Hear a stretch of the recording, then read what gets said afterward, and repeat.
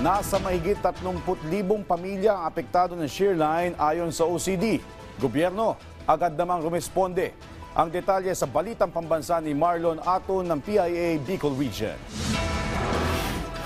Umabot sa 35,743 na mga pamilya o 158,968 na individual ang apektado sa Bicol Region ng walang humpay na pag-ulan sa rehiyon dulot ng shear line ayon sa datos mula sa Office of the Civil Defense Region 5. Nasa 46,709 na individual ang inilikas sa 77 evacuation centers dahil sa banta ng panganib sa baha at posibleng landslide sa mga lubhang apektadong mga lugar. Patuloy naman ang pamamahagi ng DSWD Regional Office No. 5 ng mga food and non-food items sa mga apektadong mga mamamayan. Hanggang kahapon, January 13, ay umabot na sa kabuang 7,987,362.56 centavos ang halaga ng mga food and non-food items ang naipamahagi ng naturang ahensya.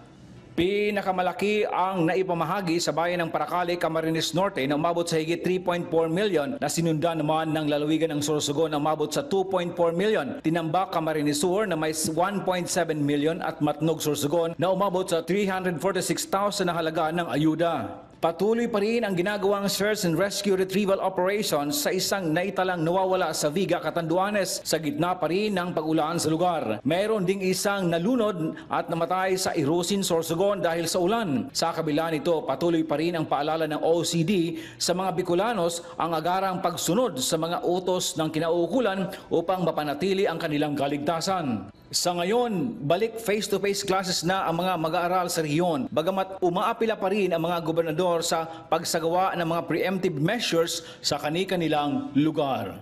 Para sa Balitang Pambansa, Marlon Aton ng PIA Bicol Region.